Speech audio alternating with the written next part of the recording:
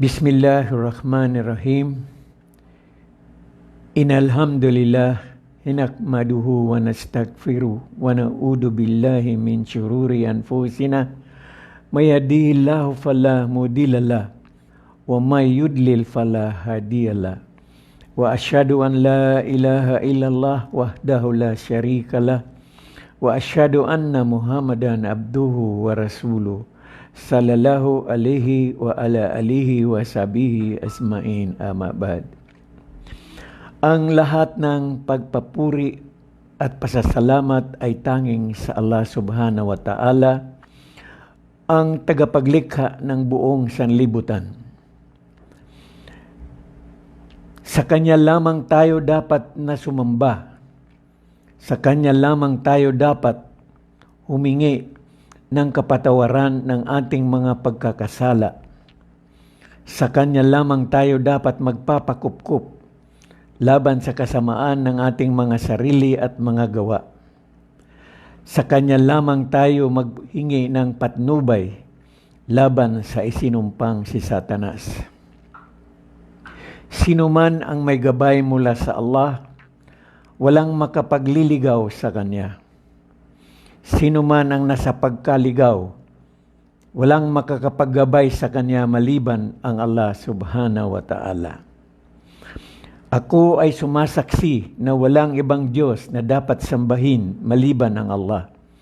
At ako ay sumasaksi na ang Propeta Muhammad, mapasa Kanya nawa ang kapayapaan ng ating tagapaglikha, ang siyang huling sugo, Propeta ng Allah. Naway ang kapayapaan at pagpapala ng Allah subhanahu wa ta'ala ay mapasa Kanyang propeta na si Muhammad sallallahu alaihi wasallam, sa lahat ng mga propeta na nauna pa sa Kanya, sa Kanyang pamilya, sa Kanyang mga kasamahan, sa lahat ng mga jin at mga tao na tumatahak at tatahak pa sa tamang landas hanggang sa huling araw ng paghuhukom. Mga kababayan, mga kaibigan, ako ay labis na nagpapasalamat sa ating tagapaglikha na sa muli tayo ay pinagsama niya sa ganitong mga oras upang ating mapag-usapan, mapag-aralan ang mga pamamaraan kung paano natin maililigtas ang ating mga kaluluwa sa araw ng paghuhukom. Bilang pandaigdigang pagbati ng mga Muslim, binabati ko po kayo, Assalamu alaikum wa rahmatullahi wa barakatuhu. Sumainyo ang pagpapala at kapayapaan at habag ng ating tagapaglikha, ang Allah subhanahu wa ta'ala. Dapat malaman ng lahat na ang buhay sa mundo ay buhay ng pagsubok, buhay ng paghahanda, at buhay ng pagpapaalipin sa ating dakilang tagapaglikha.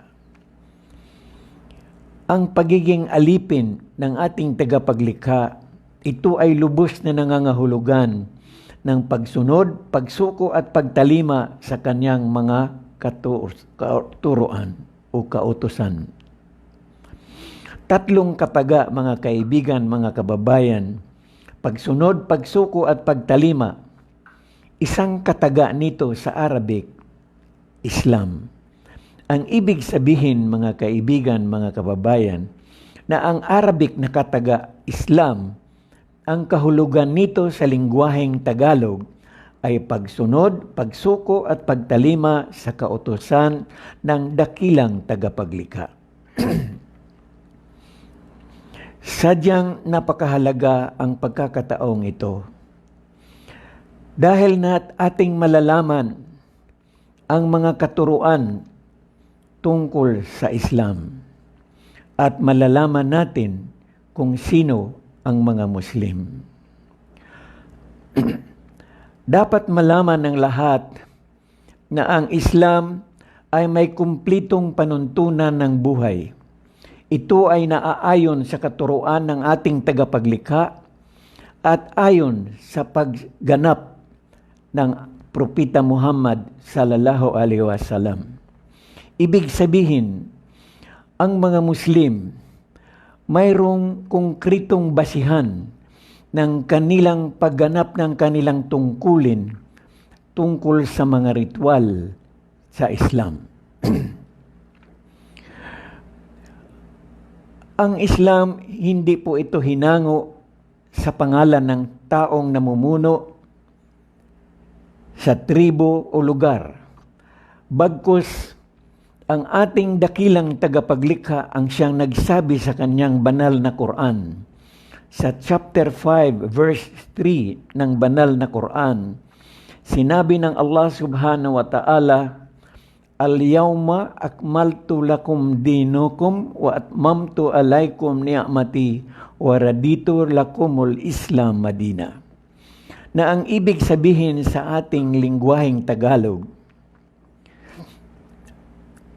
sa araw na ito, ginawa kong ganap ang pagtulong sa inyo. At aking nilubos ang aking pagtulong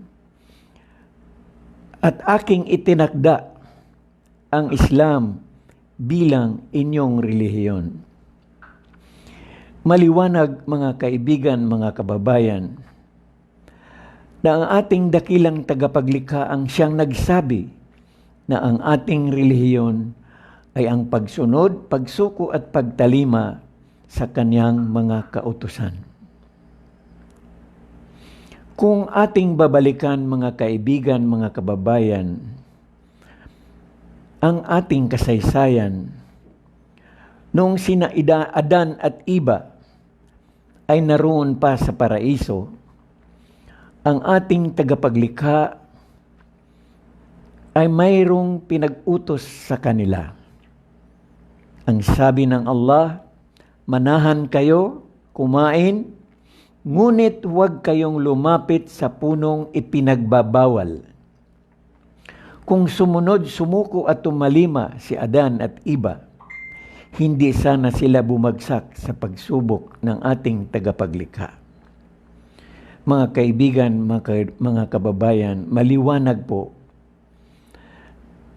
Tandaan po ninyong mabuti itong tatlong kataga.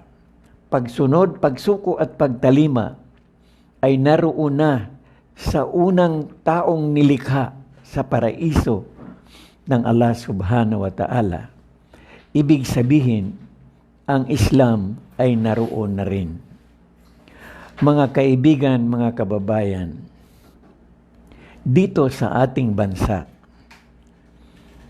maliwanag din ang kasaysayan na nagpapatunay na ang Islam ay higit na mas nauna kaysa Kristyanismo.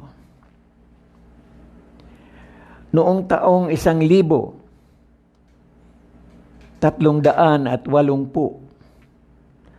dumating sa ating bansa ang isang Arabong misyonaryo na si Sharif Makdum sa lugar ng Tubig, Indanan, Sulu. Kanyang ipinamuhay at itinuro ang Islam. Ang ating mga ninuno ay tinanggap ito at isinabuhay na walang kaguluhan. Mga kaibigan, mga kababayan, ang unang bahay-sambahan ng mga Muslim na itinayo ni Sharif Makdum ay buhay na katibayan hanggang sa ngayon.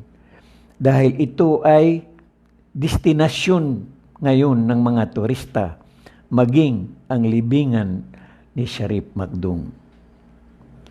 Noong taon 1350, dumating naman sa ating bansa ang isang Arabong, ang pangalan ay si Dato' Abu Bakar. Kanyang ipinagpatuloy ang mga gawain ni Sharif Makdum. At maliwanag po, mga kaibigan, mga kababayan, na ang ating mga ninuno ay talagang ginampanan nila ang kanilang tungkulin bilang mga Muslim. Taon 1950, dumating naman ang isang Arabo na ang pangalan ay si Raha Baginda. Kanyang napangasawa ang anak ni Dato Abu Bakar ni si Putri Tonina Paremisuli at sila ang naging unang sultan at sultana ng probinsya ng Sulu. Noong taon 1475,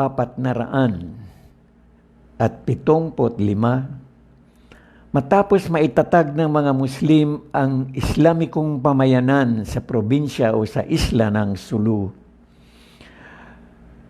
sa pumumuno ni Sharif Kabungsuan, ang mga Muslim ay naglayag patungong Maguindanao. At ito ngayon ay kilala sa pangalang siyudad ng Cotabato. Maraming taon pa ang nakalipas. Mayroon namang 10 dato na nagmula sa Borneo ang dumaong sa kapatagan ng Panay. Kanilang nabili ang kapatagang lupa na yon sa isang nagngangalang Dato Marikudo. Ang 10 datong ito ay pinamunuan po ni Dato Puti. Ang kanyang mga kasamahan ay sina Dato Balinsula, Dato Bangkaya, Dato Dumalugdog, Dato Dumangsil, Dato Dumangsul, Dato Paduhinog, Dato Paiburong, Dato Lubay, at Dato Sumakwil.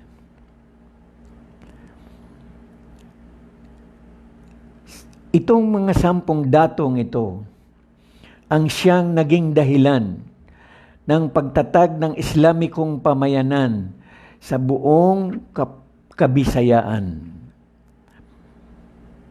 Ang 3 dato sa pumuno ni Dato Puti ay naglayag papuntang Luzon at sila ay dumaong sa Batangas. Kaya mga kaibigan, mga kababayan, napakaliwanag po sa ating kasaysayan. Nang dumating si Ferdinand Magellan noong March 16, 1521, kasaysayan ang magpapatunay na nung dumating ang mga Kastila sa pamumuno ni Ferdinand Magellan sa lugar ng Limasawa Island, ay nandudoon na si Dato Humabon. At nung siya ay pumunta sa Mactan, Cebu, siya ay sinalubong ni Dato Lapu-Lapu. At maliwanag din sa kasaysayan na nung dumating si Miguel Lopez de Legazpi sa Luzon, ang Manila ay pinamunuan na ni Raha Sulaiman at ang Tondo ay pinamunuan ni Rahal Lacandula. Ang Pangasinan ay pinamumunuan ni Prinsesa Orduha, at kasaysayan ang magpapatunay na maraming lugar sa ating bansa ang pinamumunuan na ng mga Muslim at itinataguyod nila ang Islamikong pamayanan. Mga kaibigan, mga kababayan, napakaliwanag po sa ating kasaysayan na ang Islam ay unang dumating dito sa ating bansa in the 13th century. Napakaliwanag po yun, mga kaibigan, mga kababayan. Tinanggap ito ng ating mga ninuno, isinabuhay na wala pong kaguluhan. Talagang pinatunayan nila na ang kanilang niyakap na paniniwala ay siyang tunay at totoo. Nung dumating ang mga Kastila, marahas nilang sinakop ang ating bansa. Dala nila ang cross, kanyon at espada. Ang ating mga ninuno na ayaw tanggapin ang cross, kanyon, baril at espada ang kanilang katapat. So ibig sabihin, mga kaibigan, mga kababayan, ito po ay patunay lamang na ang Islam ay nagmula sa isang katagang Islamikong salam na ang ibig sabihin literally kapayapaan. Kaya ang mga Muslim, kapag sila ay nagbabatian, sila ay nagsasabi ng Assalamu alaikum wa alaikum salam, na ang ibig sabihin, mapasa inyo ang kapayapaan at ang kasagutan, mapasa inyo din ang kapayapaan. Ibig sabihin, mga kaibigan, mga kababayan, isipin nating mabuti kung ano ang kagandahan ng Islam. Huwag nating bigyan ng ibang kulay habang tayo ay nag-aaral kung ano ang Islam. Batid ko sa aking nararamdaman, mga kaibigan, mga kababayan, kung bakit ko po ito ay ginagawa, paulit-ulit, nakikiusap, dahil mahal ko po kayo. Ito ang tunay na pagmamahal, dahil ibig ko kayong makakasama sa mundong ito, at higit, ibig ko kayong makakasama sa kabilang buhay. Kailangan alamin po natin, mga kaibigan, mga kababayan, paano ba ang kaligtasan? Sa unang bahagi ng aking mga sinasabi,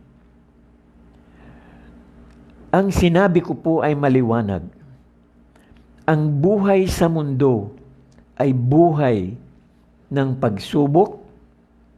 Bakit tayo sinusubukan? Sa kadahilanan na ang tao ay nilikha ng ating tagapaglikha na mayroong katalinuhan. Ito po ang tinatawag na free will. Pwede po tayong sumunod, pwede tayong sumuway. Ngunit, nilikha ng ating tagapaglikha ang araw ng paghuhukom at nilikha niya ang impyerno at paraiso para maging pantay ang hustisya sa ibang mga nilikha. Dahil sa ang tao ay binigyan niya ng sapat na katalinuhan, pwedeng sumunod sa kanyang mga ipinag-uutos, pwedeng sumuway, kailangan niyang pananagutan ang bawat pagkakamali na ginagawa niya at mabibigyan siya ng gantimpala sa kanyang pagsunod, pagsuko at pagtalima sa mga kautusan ng ating tagapaglikha. Ang buhay sa mundo ay buhay ng paghahanda. Bakit po? Hindi sapat lamang na tayo ay kumain, matulog, magpakasaya, maghanap buhay. Bagkus ang lahat ng ito, kailangan natin bigyan ng pagpapahalaga ang paghahanda kung paano ang kaligtasan sa kabilang buhay, dahil ang ating patutunguhan ay dalawang forever. Dalawang walang hanggan. Ito ang walang hanggang paraiso at walang hanggang impyerno. So, ibig sabihin, mga kaibigan, mga kababayan, ang ating paghahanda, kailangan nating sikaping mabuti alamin natin ang mga bagay, ano ba ang totoo. Kailangan po natin panghawakan ang isang bagay na kailangan maggabay sa atin sa katotohanan, na siyang maggabay sa atin sa ating kaligtasan sa araw ng paghuhukom. Ang pangatlong sinabi ko po, ang buhay sa mundo ay ang pagiging alipin lamang ng ating tagapaglikha. Mga kaibigan, mga kababayan, lalo na ang aking mga mahal sa buhay. Sikapin po natin na matutunan natin ang katotohanan tulad ng sinasabi ni Propeta Jesus. Seek ye the truth and the truth will set you free. Mga kaibigan, mga kababayan, hindi po biro ang ating ginagampanan sa mundong ito. Ang pagiging alipin ng ating tagapaglikha. Maraming mga bagay na dapat nating isipin. Naging alipin tayo ng ating pagnanasa. Naging alipin tayo na kung ano ang ating pangangailangan. Naging alipin tayo sa ating mga pananaw. Naging alipin tayo sa mga bagay na makamundo. Tignan po ninyo ang katotohanan, mga kaibigan, mga kababayan. Ang isang batang ipinanganak.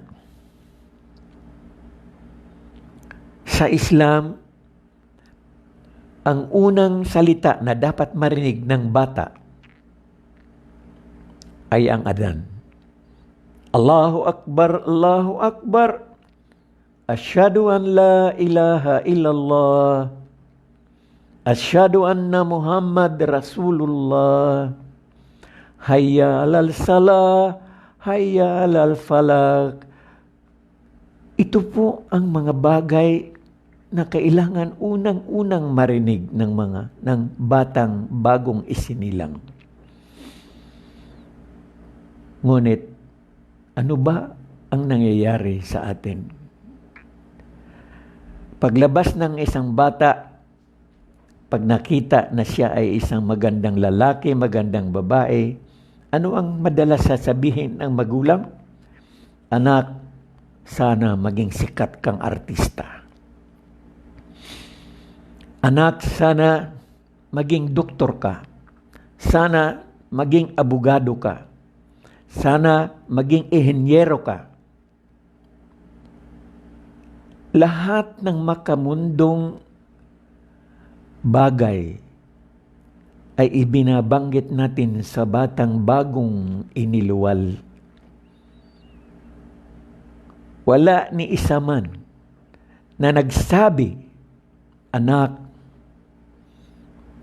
sana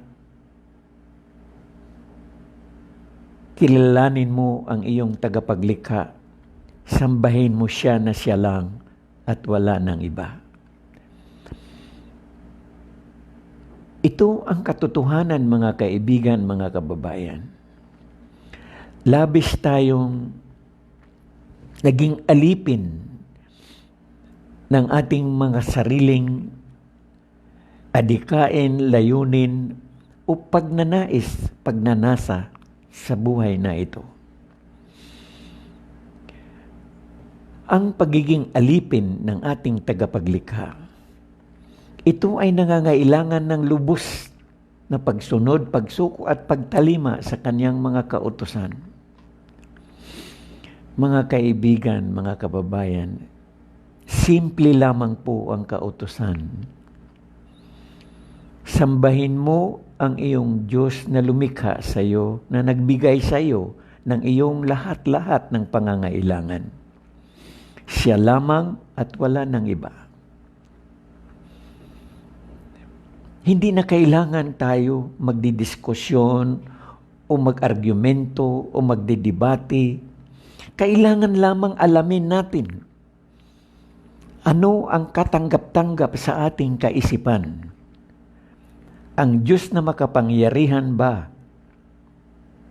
May makakasama siya?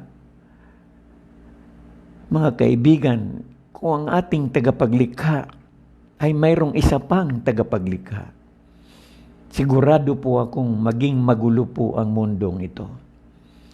Dahil aariin ng tagapanglikha yun ang kanyang mga nilikha.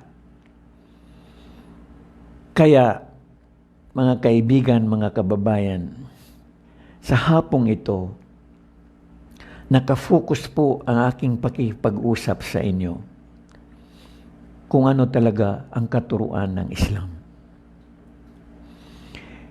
Dahil ito po ang relihiyon na sinasabi natin na totoo. Dahil ang totoong relihiyon, kailangan na mayroon po siyang basihan. Ang unang basihan, kailangan sakop niya ang simula at magpahanggang sa katapusan. Sa aking pagsasalaysay ng ating kasaysayan, sa panahon pa lamang ni Adan at ni Eva doon sa paraiso, ay mayroon nang ipinag-utos ang ating tagapaglikha kina Adan at Eva. Manahan kayo, kumain kayo, lahat ng inyong naisin. Ngunit, huwag kayong lumapit sa punong ipinagbabawal. Ibig sabihin, mga kaibigan, mga kababayan, kung sumunod, sumuko at tumalima sina Adan at Eva, hindi sila bumagsak sa pagsubok ng ating tagapaglikha.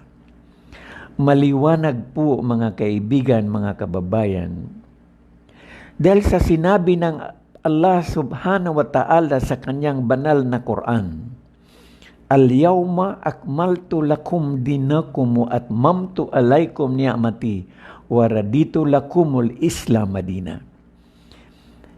Ang ibig sabihin, mga kaibigan, mga kababayan, napakaliwanag ang sinabi ng ating tagapaglikha. Sa araw na ito ay ginawa kong ganap ang pagtulong sa inyo. At nilubos ko ang aking pagtulong at itinakda ko ang Islam bilang inyong relihiyon. Kaya po, mga kaibigan, mga kababayan, ang Islam ay sakop niya ang simula at ang sabi ng Propeta Muhammad sallallahu alaihi wasallam, kung walang pagsunod, pagsuko at pagtalima hanggang sa huling araw ng paghuhukom sa mga batas ng ating tagapaglikha at pag-iwas sa kanyang mga ipinagbabawal, wala pong kaligtasan. Kaya maliwanag po, mga kaibigan, mga kababayan, sakop ng Islam ang simula at hanggang sa huling araw. Ang pangalawang konkretong basihan, kung ating pag-aaralan ang lahat ng mga propeta sa kanilang kapanahunan, sila ay nagtuturo lamang ng pagsamba sa nag-isang tagapaglikha. Ibig sabihin, ang relihiyon na nagsasabi na ang ating tagapaglikha ay tanging nag-iisa, ang Islam lamang. At ang pangatlong konkretong basihan, lahat ng mga propeta mula sa unang propeta hanggang sa pinakahuling propeta na si Propeta Muhammad, mapasa kanila nawa ang kapayapaan ng Allah, isa lamang ang kanilang itinuturo, ang sumamba, magpapatira pa sa nag-iisang tagapaglikha. Kaya mga kaibigan, mga kababayan, huwag po nating pahirapan ang ating mga sarili. Napakasimple lamang po ang kautusan ng ating tagapaglikha. ang sambahin lamang siya na wala ng iba. Napakasimple lamang po. Ang ating tagapaglikha ay mapanibughuin, siluso. Ibig sabihin po, mahal niya tayo, kaya ibinigay po niya ang lahat-lahat para sa atin. Ngunit ano po ang iginanti natin sa Kanya? Ito ang mga bagay na dapat nating isiping mabuti, mga kaibigan, mga kababayan. Ako po ay sinasabi ko, hindi man ako isang sheikh, hindi man ako isang alim, hindi man ako isang ulama.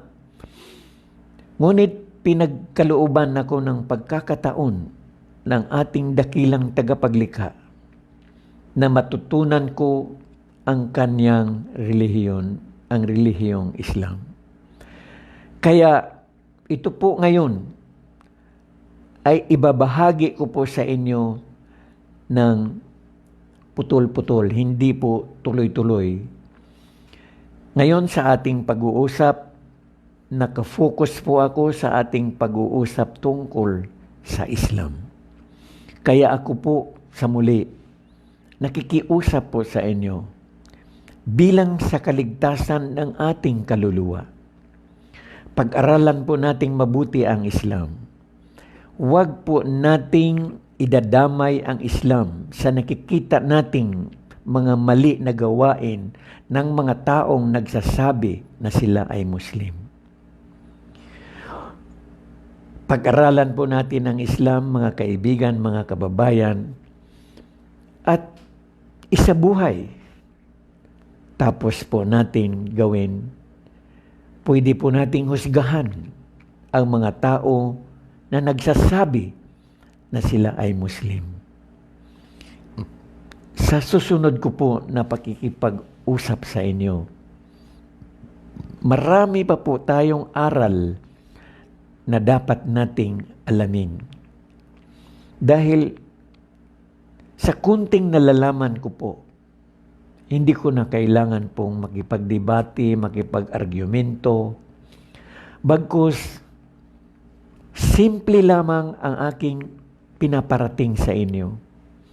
Paano ba ang kaligtasan sa araw ng paghuhukom? Naway ito po ay maging maliwanag sa ating lahat.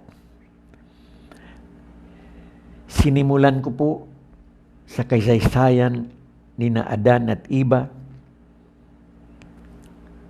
at sinunod ko po ang kasaysayan ng pagdating ng Islam sa ating bansa. Kaya po maliwanag po na ang Islam ay higit na mas nauna sa Kristyanismo dito sa ating bansa. Sa muli po ako ay labis na nagpapasalamat sa ating tagapaglikha na tayo ay kanyang pinagsama ngayong araw na ito. Dahil napag-aralan po natin ang mga bagay o pamamaraan. Paano ba natin maliligtas ang ating mga kaluluwa sa araw ng paghuhukom? Ulitin ko po, ang kaligtasan natin sa araw ng paghuhukom ay naaayon sa ating tamang relihiyon, tamang pagsamba, tamang pagkilala sa ating tagapaglikha. Ako po ay muli nagpapasalamat sa Allah, naway Kanya tayong pagpapalain, patnubayan at gabayan hanggang sa mga huling araw ng ating buhay sa mundong ito. Awakir da'wana inalhamdulillah. Assalamualaikum warahmatullahi wabarakatuh.